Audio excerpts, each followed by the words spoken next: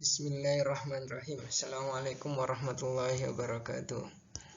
Ya, pada kali ini kita akan membahas usaha dan energi. Ya, nanti yang dibahas definisi usaha dan energi, yang kedua usaha dan perubahan energi, yang ketiga adalah hukum kekekalan.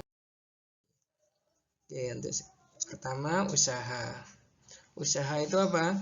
Usaha adalah besarnya gaya yang bekerja pada suatu benda sehingga benda tersebut mengalami perpindahan. Nah, ini contohnya seperti ada pada gambar. Oke, rumusnya umumnya kalau SMP kalian masih ingat ya, ini rumusnya.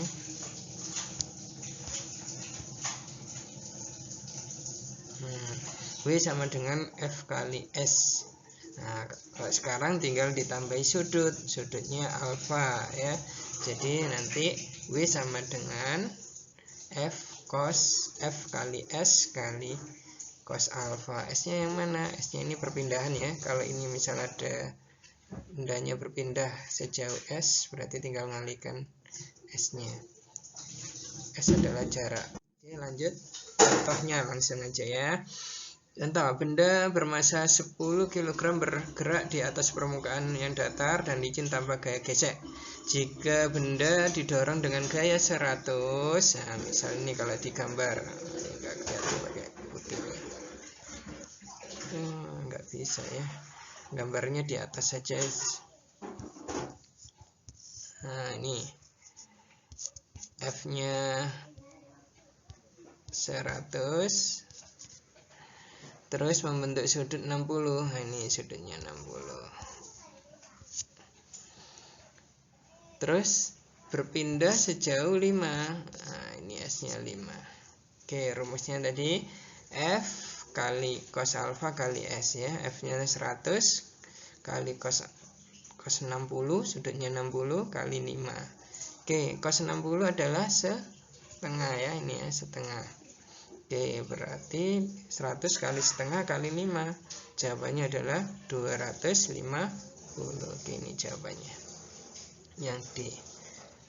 Nah, setelah kalian paham contoh soalnya, coba kalian usahakan kerjakan tugasnya. Nah, ini biar tidak beralih ke slide selanjutnya, kalian nanti di stop aja ya sampai sini, kalian tulis soalnya, setelah itu kalian jawab di kertas atau di buku. Jangan lupa ditulis nama dan kelas ya. Ini nomor 1. Nanti kalian kerjakan pakai rumus apa tadi? F sama dengan Fs cos alfa. Nah, ini yang 0 apanya? 0-nya itu W-nya ya, W-nya 0. Pertanyaannya sudutnya berapa gitu ya. Silakan gunakan rumus yang tadi. Oke, lanjut. Energi potensial. Energi adalah ukuran kesanggupan suatu benda untuk melakukan usaha. Sedangkan energi potensial itu energi yang dimiliki benda karena posisinya ya. Dipengaruhi ketinggian benda, juga dipengaruhi massa. Semakin besar massanya berarti semakin besar energinya. Oke, rumusnya itu ya, EP sama dengan M kali G kali H. Oke, insya Allah ini sudah familiar ya, SMP sudah pernah. Oke, EP energi potensial, M-nya massa, G-nya percepatan gravitasi. G kalau nggak diketahui nilainya 10 meter per second kuadrat. H adalah ketinggian.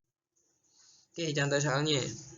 Benda yang bermassa 700 gram dilempar ke atas hingga mencapai ketinggian 9 meter. Perubahan energi potensial benda ketika berada di ketinggian 5 sampai 9 adalah, nah jawabnya pakai rumus tadi ya, delta IP sama dengan M kali G kali delta H. Oke, M-nya kalian ubah ke kilo 0,7, G-nya 10, delta H-nya 4. Tahu dari mana 4? Nah, ini tadi awalnya kan ketinggiannya 5. Setelah itu dia berpindah ke atas lagi, naik totalnya 9. Jadi nanti selisihnya ini itu delta H-nya. Oke ya, delta H-nya adalah 9 kurangi 5, 4. Jadi hasilnya 0,7 kali 10 kali 4 adalah 28. Oke, setelah itu kalian coba tugas nomor 2. Ya, masanya diketahui 0,2 dilempar ke atas. Waktu maksimum di ketinggian maksimum 40. Pertanyaannya, benda itu mencapai ketinggian berapa maksimum ketika 40? Nah, ini ya, misal kalau digambar. Nah, waktu sampai di sini itu diketahui EP-nya 40. Nah, hanya ini berapa? Pertanyaannya gitu ya. Nah, kalian cari pakai rumus energi potensial. Oke, lanjut. Energi kinetik, energi yang dimiliki oleh benda yang sedang bergerak ya. Kalau ada benda bergerak berarti dia mempunyai energi kinetik, dipengaruhi kecepatan dan massa. Oke.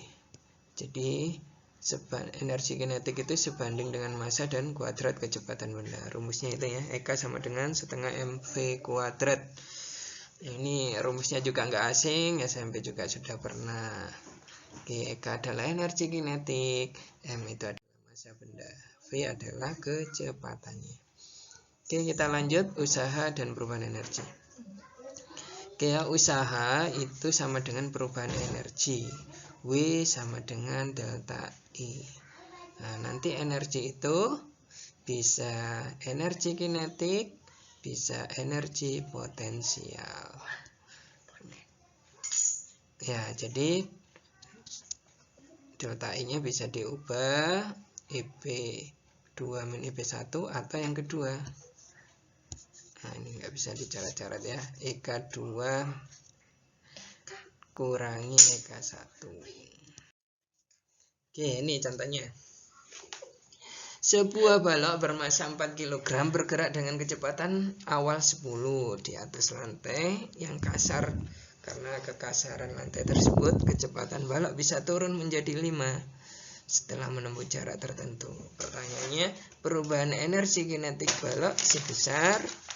Oke, jawabannya bisa pakai delta EK ya, sama dengan setengah mv1 kuadrat min v2 kuadrat. Jangan lupa dikuadratin ya, di 10 tadi v1 nya dikuadratin dikurangi 5 kuadrat, dia berkurang karena ada gesek tadi. Setelah itu 100 kurangi 25 adalah 75.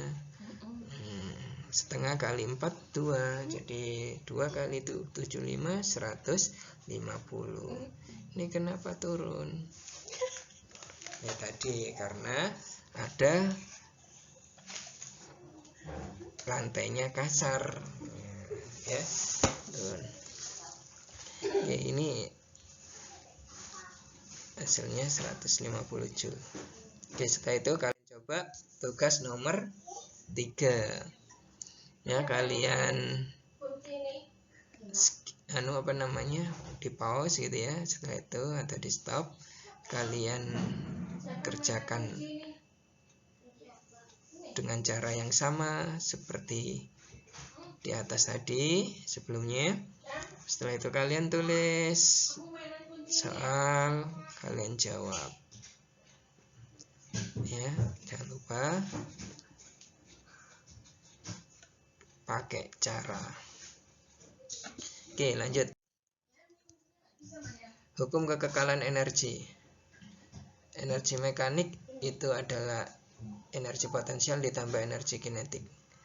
Hukum kekekalan energi mekanik, berarti EM1 sama dengan EM2. EM1 EP1 ditambah EK1 sama dengan EP2 ditambah EK2. Oke, hukum kekekalan energi berbunyi energi tidak dapat diciptakan atau dimusnahkan, tetapi dapat berubah bentuk dari energi satu ke energi lain. Oke, contoh soal ya. Hukum kekekalan energi. Sebuah benda 1 kg dilempar ke atas dengan kecepatan awal 40 meter per second. besar energi kinetik benda pada saat mencapai ketinggian 20 meter dari tanah sebesar ya, jadi pakai hukum kekekalan energi, EP1 sama dengan ditambah EK1 sama dengan EP2 ditambah EK2. Oke, yang pertama EP1 nya kok 0 ya. Ya, ini tadi dilempar ke atas ya, saya gambar di ini sinilah. Nah, waktu di bawah ini EP-nya 0 ya, karena di bawah. Terus pertanyaannya, waktu mencapai ketinggian 20, nah, EK-nya berapa di sini ya? Oke, itu pakai rumus hukum kekekalan energi. Kalian masukkan angkanya setengah kali 1 kali 1600, berarti ini 800 ya.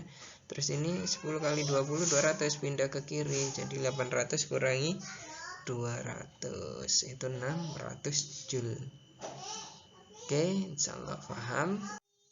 Kalian kerjakan soal terakhir ya, dengan cara yang sama. Setelah itu kalian catat semua, selesai, difoto. Jangan lupa tadi ya, diberi nama dan kelas. Habis itu kirim ke Google Classroom. Yes. Sampai situ dulu. Selamat mengerjakan. Semoga yang kalian kerjakan ini berpahala ya, berlipat-lipat karena menuntut ilmu dan keadaan berpuasa. Oke, ini pertemuan terakhir ya. Insya Allah nanti materinya juga sampai sini. Ini adalah kita masuk 10 malam terakhir, kita maksimalkan ibadah kita kepada Allah Subhanahu wa taala. Semoga kita semua mendapatkan malam Lailatul Qadar. Oke ya. Silakan banyak-banyak berdoa, beribadah. Semoga apa yang kita lakukan kebaikannya ketemu malam Lailatul Qadar bernilai 1000 bulan ya. Kalian ngerjakan soal mungkin pas malam Lailatul Qadar, berarti nilainya, pahalanya seperti 1000 bulan kalau niatnya untuk Allah Ta'ala, agama Allah ya.